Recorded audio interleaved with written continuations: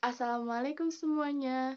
Jadi hari ini aku mau ceritain kisah-kisah hantu yang ada di negara Indonesia. Ternyata negara kita ini memiliki segudang kisah hantu yang tak kalah menyeramkan daripada hantu di luaran sana. Mulai dari hantu yang haus akan darah, ingin balas dendam, hingga iri kepada manusia. Namun di balik keseramannya, ternyata makhluk halus tersebut memiliki asal-usul yang kelam. Tapi ibu saya udah meninggal. Kisah dari hantu Indonesia yang pertama yaitu Saya tahu pocong. mana ibu saya. Mari kita mulai dengan hantu yang paling populer dulu. Ia adalah pocong, sesosok mayat berkafan yang sekilas nampak seperti guling. Salah satu kisah yang beredar menyebutkan bahwa pocong berasal dari jasad orang meninggal yang lupa dibuka tali pocongnya saat penguburan. Alhasil, sebagai bentuk protes, ia pun menghantui orang-orang di sekitarnya. Salah satu keunikan dari hantu ini adalah cara berjalannya yang melompat-lompat. Untuk penggambaran wajah, ada banyak versi. Ada yang menyebut bahwa pocong berwajah rata, hitam, atau bahkan tak memiliki mata. Kisah yang kedua yaitu kisah dari hantu Sundel Bolong. Kalian pasti tak asing dengan hantu yang satu ini. Sundel Bolong adalah sesosok perempuan yang digambarkan memiliki lubang di punggungnya. Cerita ini diadaptasi dari negara tetangga yaitu Malaysia. Namun bagaimana bisa ia bernasib seperti itu?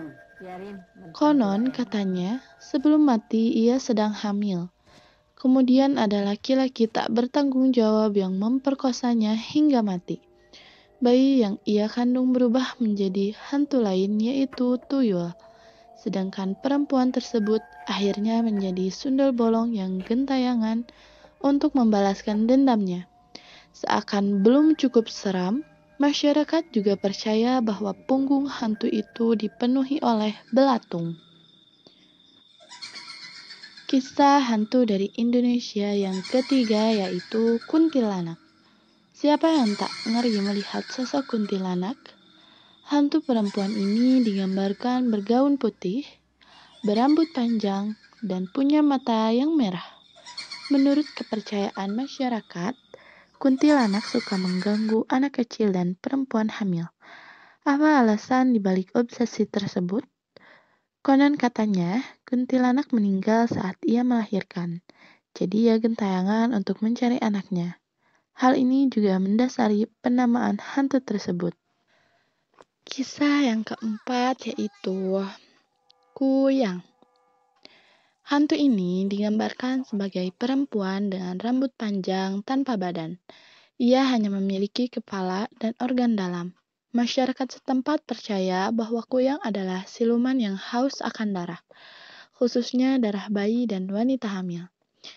Karena keduanya bersih dari niat-niat jahat.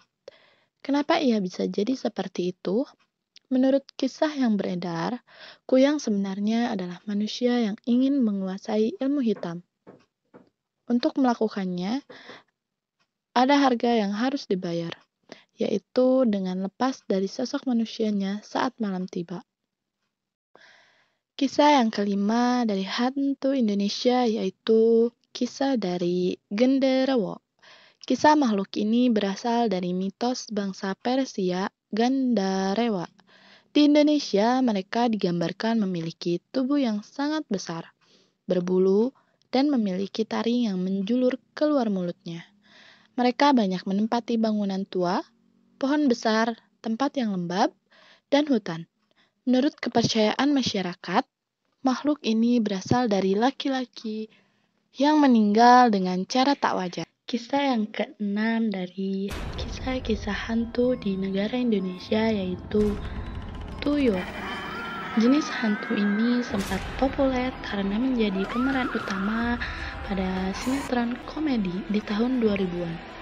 Namun sebenarnya tuyul sangat berbeda dengan sosok yang digambarkan serial komedi tersebut. Tuyul dipercaya merupakan anak dari Sundel Bolong.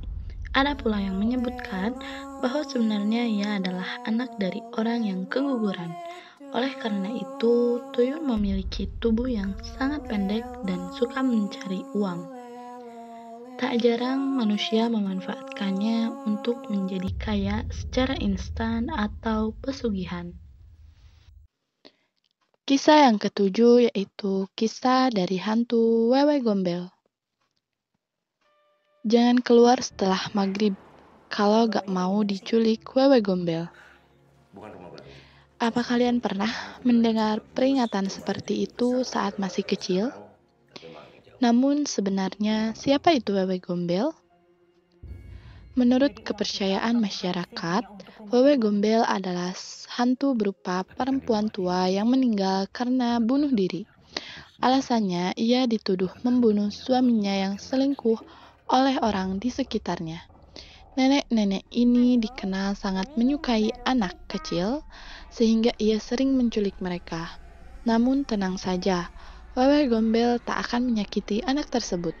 Yang membuat orang takut adalah sosoknya yang menyeramkan.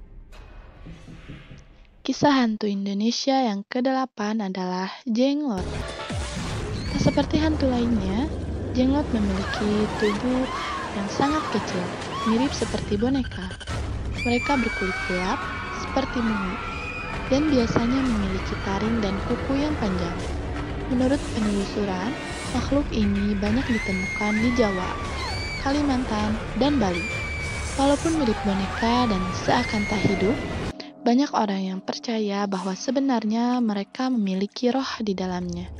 Anggapan ini muncul karena banyak orang yang menyebut bahwa rambut, kuku, dan taring jenglot terus tumbuh.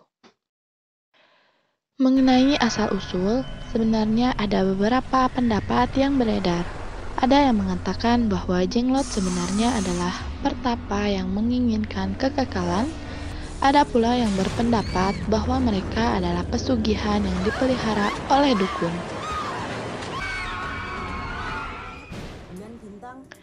Kisah yang ke-9 sekaligus kisah hantu di Indonesia yang terakhir yaitu Lampor. Lampor adalah nama hantu yang mungkin terdengar kurang familiar pada awalnya. Namun sejak dikabarkan akan difilmkan, masyarakat pun penasaran akan sosoknya. Ternyata Lampor adalah keranda terbang yang konon dikendalikan oleh pencabut nyawa. Kisah hantu ini sering terdengar di Jawa Tengah. Ada banyak orang yang meyakini keberadaan Lampor.